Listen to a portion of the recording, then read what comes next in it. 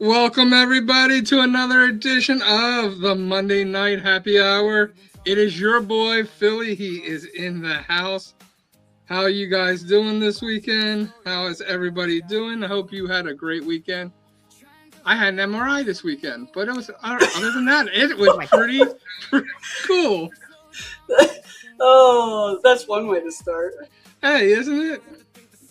You're funny. So, as always with me, I have my partner in crime, Miss Sydney Nicole is in the building. How you doing, Sydney?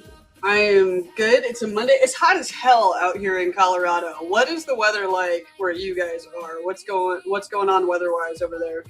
Last week we were like in the 90s. It was unbearable. This is like 80s this week. So we've finally we finally got a little bit of a break for us. Okay. What about you, Allie? It's been boiling. We had a huge storm last night, so it's cooled down a little bit, but it's muggy. So looking forward to later in the week. But yeah, I think that the temperatures were in the upper 90s. I think we had 100 one day. It's just, that's crazy. And the air quality because of the fires, just really, really bad. Yeah, so, we were getting the smoke from the fires. Mm-hmm. Well, I couldn't really tell. It looked more like just clouds because it was just so overcast. But you could smell fire. So yeah, I have an air purifier inside my house, and it normally just runs blue, means everything's fine except when I make popcorn, and then it turns green for a little while. And that thing was like blowing high on orange and hit red a couple times, and I had all my windows closed, all the blinds down. It was just really bad. So yeah, they told us in the States that we should be wearing masks, but I didn't wear a mask during COVID, so I wasn't going to wear a mask during a fire. That's fair. What's the humidity like where you're at too, Allie? It's humid out there, yeah? Humid, yeah. It's definitely swampy. No, but, it's you can't be too upset. The weather is what it is, so it's got to go with the flow sometimes. That's the truth. So let's introduce our guest. Our guest is Allie Dalsimer, who is an author. She has multiple podcasts. She does one podcast with her son, which is totally cool and awesome. I would love to do a podcast with one of my daughters. So I'm so jelly. My, you know what I mean. You know what I mean. I can't believe you just said that. You always are my you're my dog. I'm sorry, Allie. We might have to work this out before we can. It's like I just stepped in. Therapy session here right now. Hey, Rob, thanks for being here. Thanks for walking into this argument about whether or not I am a legitimate or illegitimate daughter of Philly. You are my legitimate adopted daughter. My daught's I can't believe this is happening. No. My daughters don't want to do anything with me though. Like you want to do stuff with me, like. You mean your other daughter? Breeze from his back settling. It's breezy. It's breezy, man. Dude, I'm trying, Rob. Dude, man, like I stepped in it. Like I will admit, I stepped in it. I'll let it go for the sake of introducing our guest because her and her son do have a really awesome podcast. Allie, we would like to hear from your point of view. Will you tell us what your podcast with your son is about in your work? Yeah. Thanks so much. It's called So What's Your Process? And we talk with creatives from all fields about what they do and how they do it. So we've talked with actors and authors, an opera singer. We've got a professional musician coming up next season, a professional photographer, filmmakers. It's really cool. I feel like I'm learning so much. It's such an amazing opportunity to talk with such creative and interesting folks. That is cool. So, yeah. That's the fun part is working with the creatives. I mean, we've had some real intellects on our show too, but it's so fun, like watching the different forms of art and how people use their creativity and in ways that not just for business either, because we just got off a podcast about that, or a recording of that, I should say. Yeah, no, 100%. I think, at the end of season 1, we took like questions from people. So people had sent in questions and we answered them. And one of the questions was, which is your favorite episode? And it was like, that's like asking which is your favorite child, which may be, hot right now. But it might be. But it was really hard. I mean, I think, and I answered like it might be easier to say which I didn't like. My son was like, you can't say that. But what I meant by that was I think the ones that I enjoyed the most were the ones where I learned the most. So it wasn't that I had a favorite, and it certainly wasn't that I didn't enjoy any of them. I just think the ones I enjoyed most were the ones where I knew least about it going in and learned the most, because it was just fascinating. Sure. That is funny though, because if you ask me what my favorite episode that we've done is, it's true. Like I'd have to sit here, and I don't know that I could be like, I can give you my top 5 in no particular order probably. But if you ask me what my least favorite one is, I've got it like right now. I'm not going to probably not something you want to share on air. And I'm sure your top 5 are all top 5 for different reasons too. Very true. Yeah, absolutely. And that's probably relatable to Allie too, because you talk to so many different types of people, so it's not even on the same playing field. You know what I mean? Like you can't really fairly compare one to the other just because of the diversity and uniqueness that each individual brings to the conversation. Exactly. That's exactly right. Yeah. And what about your book? Because I just love the title of it, so we could really just start there, but you've got a couple of them right back there behind you. What is the title of your book? It's called It's Okay Not to Be Fabulous Every Day, A Journey to Self-Discovery. Which Allie doesn't know anything about, because look at how fabulous she is today. Oh, John and I are like out here scrubbing it. Bless your heart. Thanks for that. Yeah, no, it came out of like, I feel like a lot of people feel the need to put on a show, anything from social media where you're on Instagram and you're like, I'm amazing, to, whatever it is that you're doing in your life. And a lot of us feel the need to put up this facade where like everything's fine and we're fabulous. And, that's just not, you can have fabulous moments, but no one's fabulous all the time. Who can be all that all the time, right? We all have issues and whatnot. And so that's kind of where that title stemmed from. And then the journey part of it is really coming to a point where you realize that actually on the inside, you really are fabulous all the time. You just don't have to show it, you just don't have to be outwardly fabulous, but inside you really are all the time. Outwardly fabulous. Yeah. So to be transparent, when I heard your book, and the whole fabulous thing, my mind goes right to High School Musical. And that's because the one girl who's kind of like the arch enemy, I would say, in High School Musical, was all about fabulous or something. One of her songs, I think it's Fabulous or something like that. And my girls were singing all the time, and like they loved her. So as soon as I heard it, it just made me think of that time. Oh, that's interesting. Yeah. I think there was I didn't know it was High School Musical. I remember definitely hearing Kristen Chenoweth sing "Fabulous." Have to be fabulous. I don't know. Oh yeah. No, really better. I like that analogy better. Rob said he had a podcast episode so bad once that he forgot to air it. Forgot to air it. On that too. I don't know. I don't think we haven't had one of those. Yeah, we've aired every episode. My goal is not to ever not air an episode. It would. We've talked about what would happen if we got to that point, though. Have you had to do that, Allie? Have you had to not air one?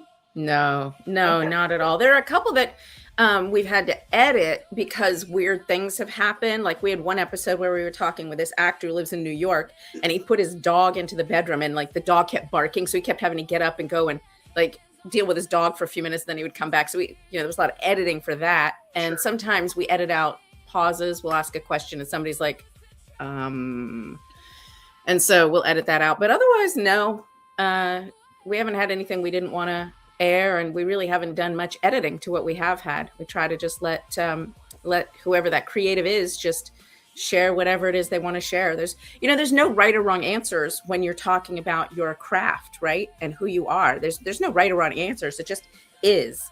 So, good, bad, or ugly, we just let it show. Yeah, that's fair. I think my dog, speaking of dogs, is behind me because my curtain is moving.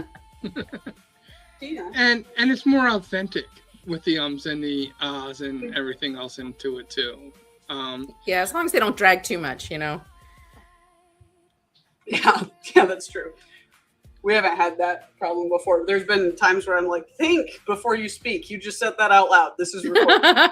Right. Well, I'm sorry about the first part, okay? Can we get over it? No, I haven't forgiven you yet. It's going to take a minute. I was going to literally take off my sneaker and just shove it in my mouth. Open mouth, insert foot literally. Yeah. No, that's the truth. Well, speaking of editing and stuff, how long did it take you to write your book? Because you've got a really unique story, but we kind of talk about that in the podcast, so I don't want you to have to repeat all of that. How long did it take you, though, to get it to a copy? So that's a two-part answer, and I won't go into all the bloody bits and gore, but basically I wrote it as life advice for my kids, and I wrote it over the span of maybe 2 or 3 months. And sent it to them, and they encouraged me to publish it as a book. And that ended up being kind of at first I was like, okay. And so I went through and I tried to read it and make it more in book format as opposed to what I had sent them. So that took another several weeks, and I published it. And then people actually read it, which I hadn't expected. I thought, friends and family will get it. And people actually got it. And then I was like, okay, well, now I need to actually do something else with it. So I did an updated version of it where I, added some intro materials and some end materials and changed the cover and those kinds of things. And that actually took another probably 3 or 4 months. So, if you add all those little bits and pieces up, it probably took the better part of a year over the span of 2 years. Sure. If that makes sense. Yeah, no, absolutely. It's always funny when people ask me that. It's like, how long did it take to write your book? Because I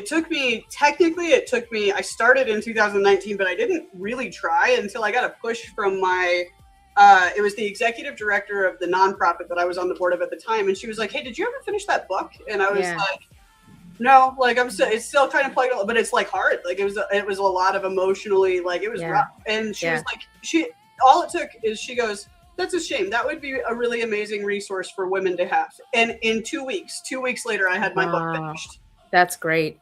But I joke. I'm like, the answer is about a year, but it took 27 years of generational trauma to have the story that I needed to write it. Sadly, that is the truth, right? Yeah.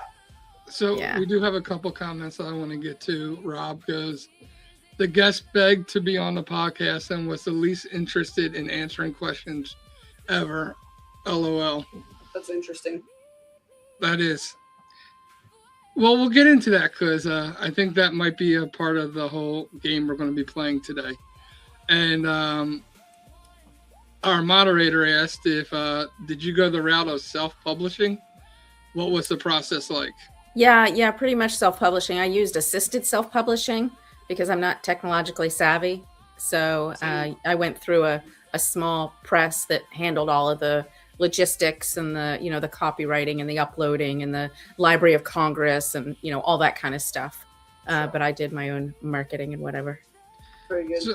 So for those of you who are watching, please share the live on whatever platform you're at. If you have questions, feel free to ask them. We are going to be playing a game shortly too, which we want you to participate in it also. So make sure you're on either YouTube, Facebook, the Facebook page of the Common Ground Project USA, or LinkedIn under mine, John Fletcher. We're trying to get it on the Common Ground Project USA LinkedIn page, but just doesn't have enough people on it yet. Because we created the page and then we need to build it up first. So, but Allie's episode comes out tomorrow at 9 a.m. and you can find that on YouTube, Spotify, or Apple. So make sure you check in at 9 a.m. And if you like what you're hearing from Allie today, and think she's very interesting, then I would definitely encourage you to check out her podcast tomorrow. It was a very interesting conversation. It was, I enjoyed it supremely, and we're not going to try to talk about what we talked about on there tonight. But even if you ask a question that we asked, she'll still answer that live tonight for you. So if you have any questions, you are free to comment on the YouTube, the Facebook page, or the LinkedIn page, and we will see those comments as you do see them live, and we will respond to them. So, I had a good time with that interview too. Sorry, go ahead. No, go ahead. I was just saying I had a good time with that interview too. Not all interviews are equally fun, so that's very true. I had a good time with it. So, yeah, we've done this, and we've both been on other podcasts too, and there's been a couple where I'm like, how do you have so many episodes out? Like, if this is what all of them are like. John, do you know the fastest way to become a millionaire as an author? Buy all your books. To start as a billionaire. That's a good answer. I was gonna be like, I was thinking of like how the politicians get on the top rated. They buy books and then give them away. Yeah, no, it's true. It's like being an author is great. You work years on a book so your mom can buy 3 copies and your grandma around tells everyone that she's still getting to reading it. So Rob has a question, I think, for Allie. Allie, Rob says, Allie, when you have a celebrity guest tell you they want to do your podcast, have you had them completely ghost you afterwards? I've had a few great celebrities, but for the most part, most say yes, and then you never hear from them again. Wow. Well, first, I'm so sorry that you had that experience. That's terrible, and pretty crappy of them, for sure. If you had asked me that question 2 weeks ago, I would have said no. But we had our very first person who wanted to be on the podcast. I sent the link, the Calendly link to sign up for a time slot, along with a message that I always do, which is, if none of those work, let us know, because we'll try to work around your schedule. And didn't hear anything. And I followed up about a week later, and I was like, hey, just checking in, and got kind of an abrupt response from the person. And so I was like, all right, he basically said, I'll get to it, was the short answer, and just completely ghosted us. And I was like, all right, well, it's fine with us. We have plenty of other people who are interested in being on our podcast, but that's the very first time that's happened. So, we're only in our 4th season, where we just finished our 3rd season airing, and we're just wrapping up recording our 4th season. So you say it looks like it's nothing. No, that's awesome. We're celebrating our first year in 2 weeks. So yay. Yeah, August 4th, right? I saw that on the yeah. So yeah. And since we're talking about it, we have our mystery guest, who will be the episode that comes out for our anniversary episode, and we just dropped the second clue. The first clue was the number 4, and the second clue is Tom Petty. So they're the clues for you. In the face clue for people that follow us. What was that? I said that's a slap you in the face clue for people that follow us. Yes, it is. So you can start to make guesses on who you think it is, but for those of you who don't know, there's one more clue coming out next week, and then you'll find out the day before. Way to go. All right, John, take us into our game. What have you put together for us today? So I try to, and that doesn't always happen, but I do try to do some kind of spin on our episode. And one of the things that we talked about in our episode was that in our brains, we perceive fear and excitement the exact same way. So it just registers differently for us, but it's the same stimulus that it is. So it's exactly the same. So this game is called Fear or Excitement. So I have a list of 20 scenarios, and we're each going to go around, and we want the audience to tell us their answer too. but we want to tell you, does this cause you fear, or does this get you excited? So the first one is giving a speech in front of 500 people. Is that for me? You can start. Well, I'll answer it, but you can go first if you would like to. I don't know how this game works. I haven't seen this before. That's okay. Take it away. Yeah, so I've given a speech before 500 people, and I get very, very nervous. So fear, but you know, I'm trying to work on becoming excited. So if I ever give another speech in front of 500 people, I think I'll be excited. Yeah, that would make sense. Where did you do your first one, or like the first time that you spoke to that many people? Yeah, so my career prior to losing my job, prior to my job actually being eliminated, was as a natural resources policy and program management person. So I managed the Department of Defense's Natural Resources program at the headquarters level. And so every year we had an annual meeting, and I would give an update on what's going on to the members of the organization, the National Military Fish and Wildlife Association, who are awesome.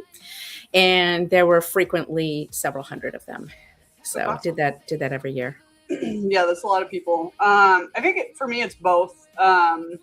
It depends on how comfortable I am with the topic. Like if you put me in front of 500 people and ask me to talk about adoption, which I've had to do before, that's easy for me. What else have I had to do it on? I had to do it on leadership. One time I was definitely started more fearful, and like halfway through got more excited. The only other time I've done it was at a school, and kids don't scare me, so.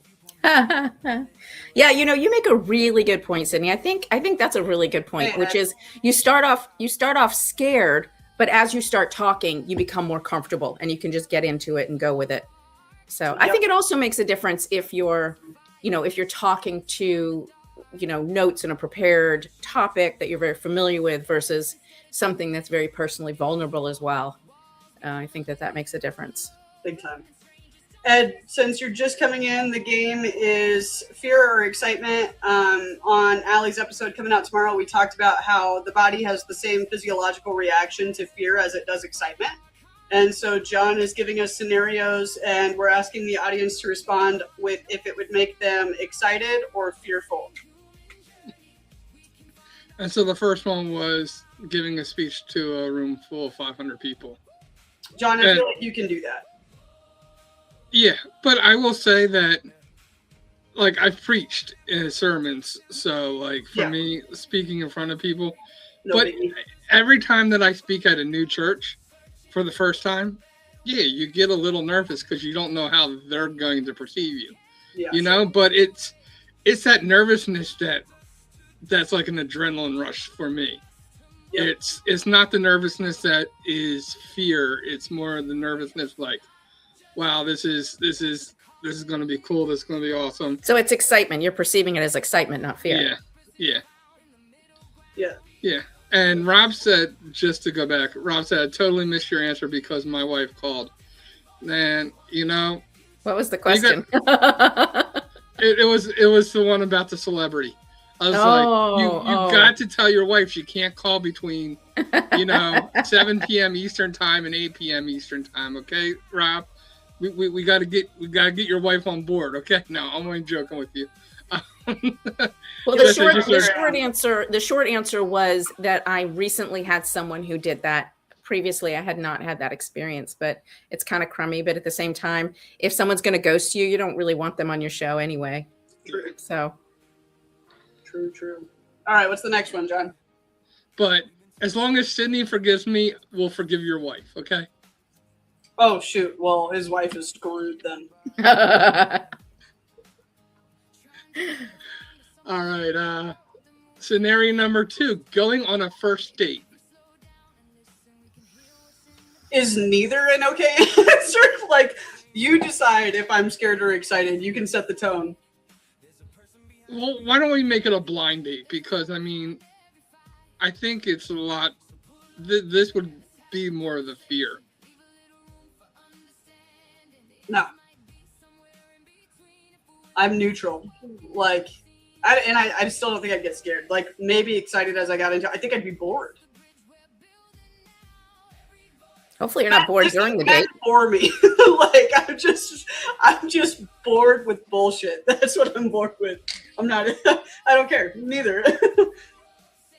Yeah, I'm kind of the same, to be honest. Like when I was young in my 20s, I would get kind of excited or nervous or whatever. But I mean, it's mostly, please don't let this be just a total waste of my time. Seriously. Yeah. I'm scared of wasting my time. Is that a fair statement? Yeah, I think that might be a fair statement. I don't know if it's the same kind of fear, but right. Yeah, true. Don't let me regret wasting my time. There you go. Yeah. For me, it's always excitement because it's like, yeah, I'm meeting somebody new. Even if it doesn't work out, it's fine. It's meeting somebody new. Yeah, I like meeting new people. I'm with you on that. I just feel like sometimes, like, especially in the context of a blind date, sometimes it's the word date that inherently has a meaning that I feel like for either party can imply certain things, and I hate that expectation that exists on first dates or blind dates. Like I don't like it. And our moderator says nervous feels more fitting for him. Okay. Alrighty. So the men are nervous or excited and the women are bored. Got it. Yes. That checks out. Actually, yeah, I was going to say that sounds about right. Pretty much. Starting a new job. Yeah. So for me, because I've just started like several new careers over the last few years, I would say extreme fear for all of them that I've had to work very hard to get excited for. How about you? That's fair. Me, I think it's probably going to go this whole list is going to be excitement for me. It's just like new opportunities. I'm a glass half full type of person. It's like, all right, what am I going to get to learn? Like learning to like that. The one thing I like about going to a new job is learning. It's like, okay, I'm going to learn something new. I haven't had a job since 2020. So I guess I'm with Allie on this one. Starting businesses is scary just because of the risk incurred and the time invested, and you really put a lot on the line to make that work. I will say with my app, I'm terrified. Like there's so much on the line with my application. So I think that's the only one that I've probably legitimately been afraid of, though. All of the risk incurred there. The others have more so it's been low risk. Retrospectively, what I've done has been pretty low risk. They're proven industries. The numbers speak for themselves. So I don't even know if I'd really say excited, though, because it's just kind of a grind. So it's just like organizationally, the things that need to be done, maybe a little bit stressful, but not fearful. And it gets exciting when the ball gets rolling for sure. But that excitement doesn't happen for me until things start happening. Yeah, you raise a really interesting point about the risks involved, right? So, like for me, in the last few years, I ran for public office, and that was that kind of bordered on dread. But also, the going back to the first question, the speaking in front of crowds. There, I was speaking in front of crowds, sometimes larger crowds, where I just was speaking kind of extemporaneously and hoping that, I would cover the topics I needed to cover. And that was definitely stressful. And then started my own business. And of course, like you mentioned, that's just a whole nother ball. And then, becoming an author and then moving into speaking and then podcasting. And, now most recently I'm helping produce a movie, a short film. And it's just all these things. They're all new fields. And, it's exciting, but it's also very stressful. And I think that the fear really is relative to the risks involved, for sure. Yeah. Being an entrepreneur is weird too, because it's like I quit my 9-to-5 so that I could work 24/7. It's great. Right. Exactly. Well, no, that's what I was kind of going to say. Like when I went to ride sharing, I was a GM of a UPS store. And I remember the first day of me doing ride sharing, and I was like, okay, the risk, right? In my head, I'm like, man, if this doesn't work out, I'm not eating, you know? And it was like, but that was the most exciting part. It was like, yeah, it's like, dude, but like, I'm fully in charge of whether I succeed or fail.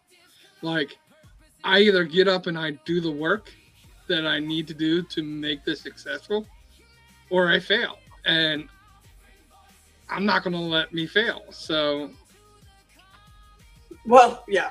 Entrepreneurship is betting on yourself and then immediately wondering if Vegas would have been a better investment. Right. Right. Like maybe this was a bad idea. Yeah. And yet it's too late by the time it's too late. You're next. Too late. You're out. We are in it. There is one way out of this. Failure or success. We will see. Yeah, you're at the top of the mountain. There's only one way down. It's like you gotta go. True. Yes, so true. No, So go ahead. No, go ahead. No, it's just funny. Like it's so all of the hypocrisies within starting a business. It's just like it cracks me up. I feel like it's 10% strategy and 90% Googling, like, is this legal? Can I legally do this? Like, I'm just constantly have ChatGPT up. Like, wait a minute. How do I do this? Is it legal? Do I need to talk to my lawyer? Do I have to pay my accountant more? So, the next one is skydiving. Oh, God, I want to go skydiving so bad. I was supposed to go for my 40th birthday, and I ended up pregnant. So couldn't do it. So then I was going to do it at 60, except that I ended up, it's a little bit of a long story, but I ended up with a torn rotator cuff. So couldn't do it.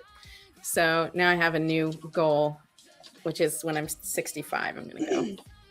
I'm going to say, stop planning on doing skydiving. Because you get hurt every single time. Yeah, I know, right? Something always comes up. I might just go as soon as my shoulder finishes healing. I'm still doing rehab. It's gonna take rotator cuffs, man. They take forever. But skydiving is a lot less scary than starting a business, though, because at least with skydive, somebody packed a parachute. Dude, I guess you haven't seen the one viral video of the girl jumping off the cliff. No. What happened? They never hooked her up. Oh no! Well, why are we talking about sad things? Is she okay? What? Well, you're she saying jumped off a cliff. That's crazy. Why would somebody? Why would that go viral? Honestly, like, what is it with people that they want to watch that? So, we were just talking about that a minute ago. It's like what people don't expect to see is what goes viral. Like anything that breaks the. That's yeah, right. I mean, all you see her do is like go off the cliff. You don't see her die or anything, but. You see the guys go looking for the rope oh my Lord. To be tied to her, and I'd still do it, but no. And so this is probably the first one that breaks the trend. In my mind, I go like I watched Drop Zone years ago. It's a Wesley Snipes movie about skydiving. It has to do with skydiving, and in it I'm like. That looks like the coolest thing. I would love to go there. I have a fear of heights. I would never make it up there. Like it wouldn't happen. Like there's no way I'm jumping out of a plane. I don't trust a guy who packed. I guess that's why I brought up the thing. I don't trust a guy who packed a parachute. That's not invalid. I'm afraid of heights too. That's one of the reasons I want to do it. I used to not be. I don't know what happened. I had kids and I developed irrational fears of things that are of no threat. Like, I don't know. Like postpartum depression did that to me big time. And it's not that I have it anymore. My youngest kid is 3, but yeah, just irrational fears. Heights is one of them. Yeah, but I mean, all fears are irrational at their core. That doesn't make them not real. And also, if you went through a postpartum depression, that's a very real emotional journey that has concomitant, physiological changes that happen, So it actually makes sense that you developed fears. Sure. But you're right. I mean, facing them is the best way to get over them. But it sounds like it's fun, and it's like a once in a lifetime experience too. So I don't know. Like the statistics say that there's probably nothing wrong with it. I had a friend. I've heard that paragliding, is that what that's called? Paragliding, is more dangerous than skydiving. Yeah, I've heard that too. Yeah. So I did have a family friend growing up that passed away paragliding, and just the wind caught his sail at the wrong angle, and he was doing it in California off a mountain coast, and it put him into the rocks. Yeah. So, but skydiving is a little bit different in that capacity. Yeah, hopefully you do it not near a cliff. Ideally. What's the next one, John? Moving to a city where you know nobody. Yes, exciting. I don't think that I know somewhere where I don't know somebody. Not here in the States anyways. Well, not city, yeah, for sure. But I know at least one person. I actually did this. I know at least one person in every state, but I know that some states that'd still be a really long drive. So depending on where I go. Yeah, that's pretty cool. Yeah, so for me, I mean, we traveled a lot when I was young. I lived in 6 different places in my first 8 years of life. So I don't really like moving very much. I don't really enjoy the process of traveling. I enjoy being new places. I don't really have excitement or fear about it. It just sort of is, oh, I'm going to the park. Oh, I'm going to Colorado. Or I'm going to London. I don't know, wherever. For me, it's just, it doesn't really impact me in the same way, probably because my early childhood was so messed up. Yeah, that's fair. That's a lot of moving. Yeah. Yeah, I'm with you where I don't like the process of moving, but I tell this story. When my last ditch effort to save my marriage was to move everybody to Myrtle Beach, I thoroughly enjoyed it. I don't think the rest of the family did, but I did. Like, for me, it was excitement. For them, it was anything but excitement. So I would be very careful on who you're moving with if you're going to attempt to do that. Fair. Because you need to be on the same page on whether that's both exciting for all of you or none of you. Yep, communication's always key. Let's see. Here's one. Asking someone for a promotion or raise.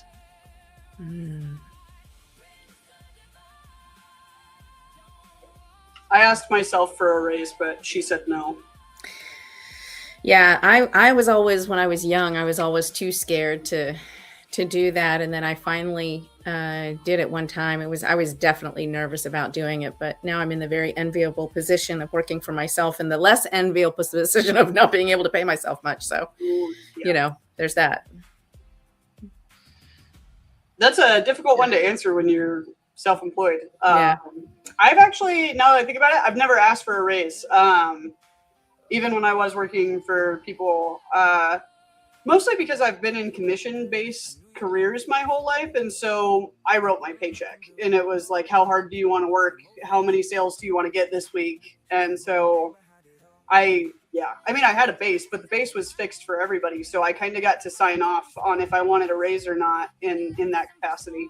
So, but thinking about it, I don't have a hard time having conversations with people in general. So I don't think that would be something that would make me afraid in any capacity. Yeah.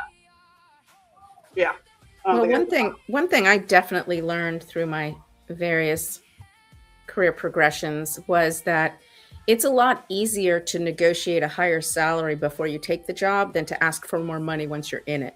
Yeah, that's true. So by the time I got towards the latter part of my career, it was definitely, well, let's negotiate the salary before I take it. And then I never asked for a raise. Right. No, that's a good strategy. I talk to people about that when I'm coaching them for interviewing. Like, that's something that still causes a lot of people anxiety, which is an interesting concept to me. But it's true. Negotiating a raise before is the move. Absolutely. Yeah, I can tell you of a time where undershot myself, but and I thought I wasn't undershooting myself, which is funny. So I got a funny story on it, but like I'm not the person to normally ask for raises, but I was I was living in Myrtle Beach, and I was working for Wendy's and what was it, Popeyes, or somebody came and tried to poach me away from Wendy's and offered me more money than what I was making. And I was like, so I put in my notice, and my district manager comes. He's like, can we meet, and can we meet somewhere not on, off the radar? It's like, sure.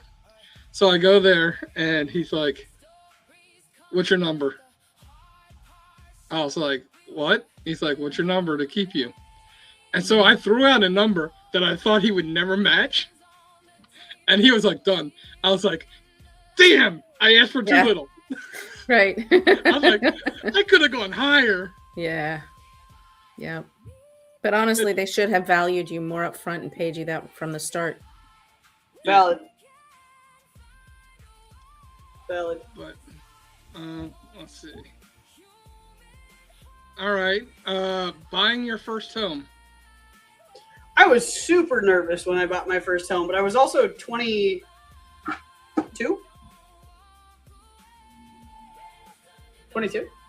Yeah. Yeah, I guess I was 26, and I was nervous, but also I think I was just more excited. Like I really wanted to get out of the apartment life. I was tired of listening to other people's footsteps thud over me. Or I remember the last building we lived in, there was this person who they just cooked it was like stinky stuff all the time. I don't know what it was, like sauerkraut or something. I don't know what it was, but the hallway would just reek of it. And I was tired of it. And I wanted to have, I wanted to have a space, just a yard I could sit outside for a while. And so I was nervous because I'd never done anything like that, but I was also really excited just to do. And also because I'd never lived in a house. We'd always, we grew up, I was in apartments or condos my whole life, but my husband grew up in a house. And so he told me he'd be able to do all the, the house things that need to be done, all the little fixings and the this and the that, whatever, houses are a lot of work. So I didn't have that pressure of thinking I was going to have to take on all those things. Yeah, pride of ownership is a big thing. My first house was like kind of a fixer-upper. It was mostly okay, but I did a lot of work to it, and I had a lot of fun doing it. And then my next house that I bought was a new build, and I swear to you, they put these new builds together with cardboard and Scotch tape. So That's been fun. Yeah, my first house was at 40, and exciting for me, But so are you guys still in the same homes, or have you like sold and moved on, or how have you done that? So I sold my first one, and I'm in the new build now. I'm still in it. I've lived here for 3 years now, and it was still a stepping stone house. But it's honestly it's bigger than what I need. And I would love to downsize to something that is like, still meets all of my needs space-wise, but has just different amenities. I got this house mostly based on location. I spend a lot of time commuting to Denver from where I live. And so it made sense for me geographically. And the area that I chose was selective in the sense that this whole area is kind of booming right now. So it was kind of a strategic real estate move for me, but it's not my long-term house. And to be frank, I like my first house better than I like this one. Interesting. I got divorced, and I had to buy her out, and then I eventually sold the house. And I don't know that I want to own a house again. Especially at these prices today. You've been listening to Brad Lee too much. I don't even know who Brad Lee is. The podcaster? Yeah. I was just giving you a hard time. That's fine. Do you still? You do deserve it. I'll find 3 more opportunities in the next 15 minutes to do that.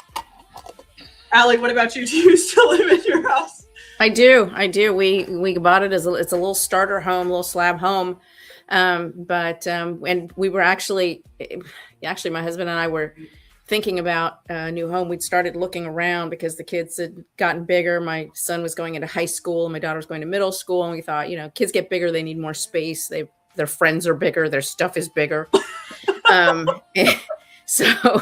So we were actually looking, we were actually just starting to look for homes. And that's of course when he was diagnosed with cancer. And I just, after that, I couldn't rip the kids out from the home after they'd lost their father. And then the kids went to school and I was like, well, why do I need a bigger home now? Sure. So that's charming though. I'm still here. Well, that's like the pride of ownership thing though. Like the memories you built there and stuff like that. That's actually really cool. Yeah. It is cool. Except that both the kids went off, they did their thing. And my son moved to New York and he moved into this empty apartment and then he needed everything, pots, pans, microwave, this, that, blah, blah, blah. Right. And then my daughter moved into an apartment and she needed all these things. And then my son then moved into a shared furnished apartment. And then my daughter's gone off, she went off to college. And so now my house is a storage unit. I just store stuff. It's just everywhere. So I need a bigger space just to store the stuff. Just to store the stuff. Yeah. The next one is asking someone to marry you. Oh, why would you choose that? Well, saying yes. Well, you can still, the whole thing of someone asking you, is that fearful? Is it exciting? Is it? All right, gentlemen, in the comments, asking someone to marry you, exciting or fearful? Christian. Is Christian married? I don't believe so. Just wondering. I don't know. Was saying yes for you exciting or nerve-wracking, Allie? Well, I didn't say yes at first. So, yeah, it's a little bit a long story, but I had a little bit of an issue with this sort of traditional concept of marriage, sort of taking his name and blah, blah, blah, blah, blah. And I just really didn't want to do any of that. And so I didn't understand why we needed to get married just because we owned a home together. So at first I said, no, I didn't really know why we needed to. I didn't understand what was wrong with our relationship. Eventually we did get married and he was very happy. And Christian said, I'd hope there'd be a longer discussion beforehand so it's not a surprise and then it would just get to be exciting. He said, I'm not married. Yeah, I would think that there would be a discussion beforehand of some kind, but I was blindsided. I was proposed to twice with zero discussion prior. Zilch. I said no both times, and it was very awkward, but I wouldn't call it fearful. I think it's much more fearful for the person asking. Probably. Yeah. I felt really bad, but it was very out of left field from where I was standing. You are married, right? Yeah, legally. So the marriage wasn't a proposal? I wouldn't call what he did proposing, no. I really hope he's not watching. I will make sure never, well, at least now I know not to walk in on that one and be like, oh, how did you propose to Sydney? No. I'm still mad about that, Loki. The 2 times that I was blindsided by a proposal were more planned. Yeah, no, I had it planned to a T. She helped, she had told me what kind of ring she wanted. There was discussions beforehand, but there's always a fear that, until they say yes, it's not a yes. Yeah, sure. That's fair.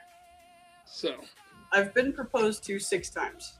wow. No, I did it at a waterfront. A waterfront? And yeah, in Philly we have what's called Penn's Landing, where all the boats are. Okay. And there was a whole reason why it was done there, but I'm not going to go into all that. But when I bent down on one knee to do it, she went like this and almost hit the ring out of my hand. Oh, that would have been so sad. That would have been really sad because I wouldn't have been able to afford a second ring. Because I was in college at the time. That's what insurance is for. You have to insure the ring even if she hasn't said yes yet. So the next one is becoming a parent for the first time. Yeah, scary.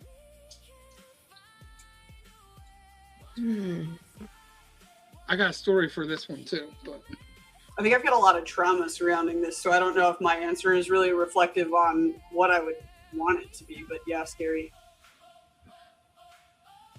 Yeah, I don't know how I felt. It just seems so long ago. The one thing that I really remember was when I after I gave birth to my son, I was in, the room, and my husband went to go get something to eat, and I needed to change my son's diaper. And I was like, I'm standing at the changing table, and I realized I don't know how to change a diaper. Like, my husband had taken care of all of that. Of course, the nurses had before, but like I was like, I don't know how to do this. And I remember the doctor walked in, my doctor walked in and said, hi, you're out of bed. Are you feeling okay? And I was like, I don't know how to change a diaper. And so I think I felt helpless more than anything. I think I felt out of my depth, not fear. I mean, before I was excited. I was definitely excited. I got the book, What to Expect When You're Expecting, and I'm like, he's growing ears now. And definitely with my second child, I was very excited as well. Sick a lot with my second, but definitely excited more than scared. But way out of my depth when he. Were you more sick with your girl than you were your boy? Oh, hands down. Really? I was flipped. My pregnancies with my girls were a cakewalk, but man, I was dying until well into the second trimester with my son. I've heard that there's a theory that people that have or women that have higher testosterone get more sick when they're pregnant with boys because of the added testosterone, whereas women that are higher in their estrogen levels will get more or worse morning sickness when they're carrying a girl because of the added estrogen. Yeah. So I don't know how true that is. I haven't really dug into it, but yeah, my girl pregnancies were easy, and my son, I was dying. That makes sense. It does. The thing with my son was I was just sleeping all the time. I was like a koala man, 20 hours a day sleeping. That was the big thing. That's funny. Yeah. What about you, John? So excited when we were at the hospital. Totally excited, and there's a whole nother thing that went on with that, but when we got home, when I drove them home and we entered in the house and we no longer had nurses to help us or anything, sure, it was like, hold on, we're now fully responsible for this child. Yeah, and it was a little nerve-wracking, and it didn't help that my mom died 6 days after my first child was born. Yeah, so it was a lot of emotional stuff going on all at the same time, but yeah, it was excitement for the most part. And let's see if I have one more to una más. One last one.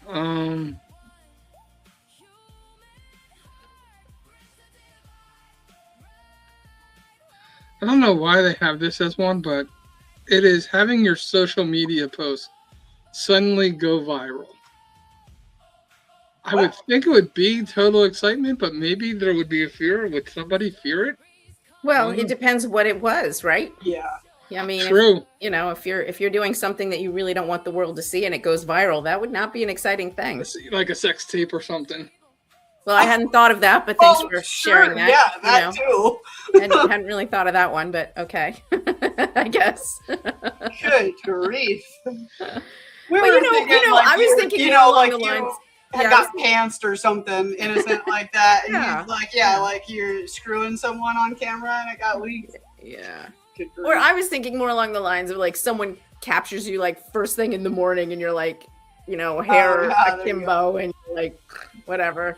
I don't know. Drunk karaoke goes viral. Like, those kinds of things. We were like PG. Yeah, we were not to me, those things aren't bad. Thing. Well, no, but they're still, embarrassing. Or they can be, I guess. I'm pretty hard to embarrass, to be honest. I think a lot of embarrassment stems from insecurity. Like, I used to be embarrassed by all kinds of things. I used to be embarrassed because I didn't know the answer to a question. Sure. Right? Like, you can't know what you don't know. Yeah, exactly. Or embarrassed for, wearing the wrong shirt or, literally stupid stuff like that. And then I think as you become more secure, the older you get and you become more secure in who you are as a person and more comfortable with who you are, you really just don't care so much. And if you don't care, you're not going to get embarrassed, Right. Yeah. That's why I went so dark, but. Yeah. And Christian says, agreed, it depends on what it was. Not even if it was something bad, but maybe if it was something more open, true to yourself, than fear of the world, friends, family seeing it. Yeah, that's right. For instance, my daughter, she's still scared of spiders, but when she was young, she was like scared of spiders, right? I remember one time she was like 5 or 6 years old and she just started screaming. Blood curdling screams. And I was like, oh my God, right? What has happened? Like somebody's killing her. She's fallen. I don't know. I was in the kitchen. I came running through and there was a spider in the bathtub. And she was like out of her mind. I think if someone had videotaped that and it went viral, like somebody had videotaped it and now she's in her 20s. So now if someone put that, I don't think she'd appreciate it. I think she would not enjoy that going viral. Give people a good laugh though. Yeah. I don't know if something happened 20 years ago, like, okay, so I'm 51.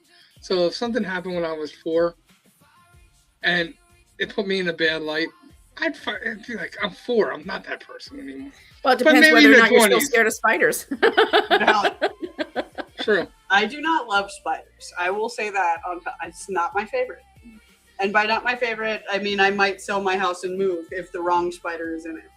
Yeah. I might just give the spider the house. Spider infestation, I'm out. Yeah. Depends on what type of spider. But yeah. You get to the like tarantula, black widow kind of stuff. Yeah. The chunky fur. Yeah. See, no, I can even handle there's been a couple Colorado has black widows. Like tarantulas, that's yucky, but they're not like dangerous per se. I'm thinking of like the spiders that belong in the depths of hell, that like shouldn't have been created to begin with, like Afghanistan, like the camel spiders, like no, that are like this big. Yeah. No. Or those jumping spiders that come out from the rocks. Yeah. No, thank you. They can have the house. I'll leave. I'll find a new place to live. All right, John. Yes. Well, you can catch the episode with Allie tomorrow at 9 a.m. So make sure that you set an alarm. I will tell you that Sydney won't be mad at me in that episode that I can recall. So that's a good episode to listen to because I do occasionally like to put my foot in my mouth and get myself in trouble. Life isn't worth living if you're not getting yourself in a little bit of trouble. It's boring. Boring. Is that husband's logic just in general? It's like, man, I'm bored today. I'm just going to start a fight with my wife. There you go. Why not? Like, that makes a lot of sense. Why do you think Home Improvement was such a great show? Oh my gosh. Do not. Oh, man. It's every guy's dream is. Not sponsored by TLC. Yeah. But make sure you can find it on on YouTube at the Common Ground Project USA, and on Spotify and Apple it is the Common Ground Podcast. So make sure you set your alarm for 9 a.m. Eastern Standard Time, and there'll be a bunch of clips out this week. And go, if you know Allie, support her, listen to our episode, and 2 weeks from now we're celebrating our 1-year anniversary. So we love for you to come back in 2 weeks and check us out. You come back next week, find out if I'm in the doghouse. So,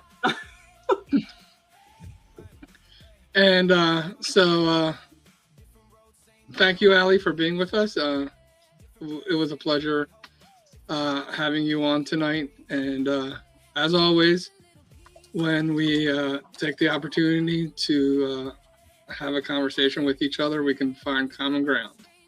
Absolutely. Yeah. Thank you for having me on. I've really enjoyed getting to know you both. Yeah. This is a fun little time. So, yes, when we take the opportunity to get to know people, it gives us the opportunity to find common ground. Thank you, Allie, for being our guest tonight. And for Sydney and myself, it is our pleasure being your host. God bless and good night. We will see you next Monday live on the Monday Happy Hour.